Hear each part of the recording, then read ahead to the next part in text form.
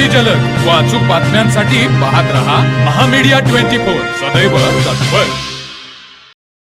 भाजी चिरण्याच्या किरकोळ कारणावरून परप्रांतीय तरुणाचा चाकूने भोगसून खून करण्यात आला, तर वाद सोडवण्यास गेलेला एक जण जखमी झाला असून हा खून दारूच्या नशेतून झाला असल्याचा प्राथमिक अंदाज वर्तवण्यात येत आहे। ही घटना सोमवारी रात्री 9 वाजण्याच्या सुमारास घडली। या हल्ल्यात मंगल बिभीषण मांजी वय वर्ष 35 हा मयत झाला, तर संजय पितांबर नेहाल हा जखमी झाला। दरम्यान या आरोपी शिरोली पोलिसांनी घटनास्थळावरून ताब्यात घेतले आहे। घटनास्थळ व पोलिसातून मिळालेल्या माहितीनुसार संभापूर तालुका हातकणंगले येथील बिरदेव मंदिराच्या मागील बाजूस भाड्याच्या घरात राहणाऱ्या 2 परप्रांतीय कामगारांच्या भाजी चिरण्याच्या किरकोळ कारणावरून जोरदार हाणामारी झाली।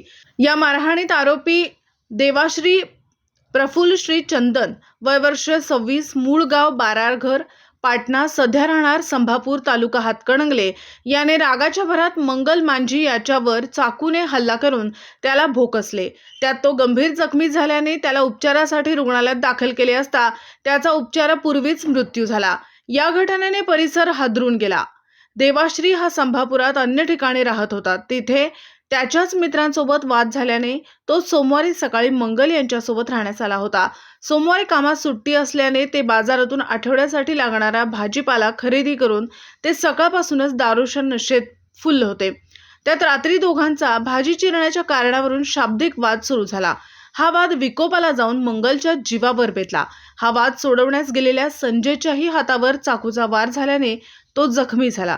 देवाश्री हा मंगलला मारहाण करत असल्याचे मंगलच्या भावास फोन करून शेजाऱ्यांनी माहिती देताच तो घटनास्थळी धावत येऊन पाहिले असता मंगलच्या पोटात चाकू मारल्याने तो जखमी अवस्थेत जमिनीवर पडलेला पाहून त्याला उपचारांसाठी कोल्हापूर येथील रुग्णालयात दाखल केले असता तो उपचारापूर्वीच मयत झाला।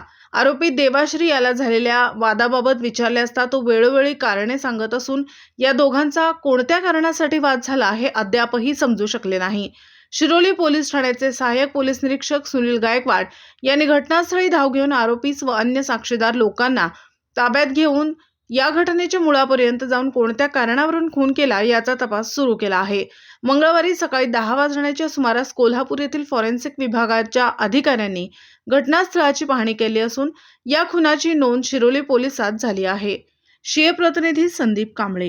तर मग चला सबस्क्राइब करायला विसरू नका महामीडिया 24 न्यूज चॅनलला। महामीडिया 24 सदैव तत्पर।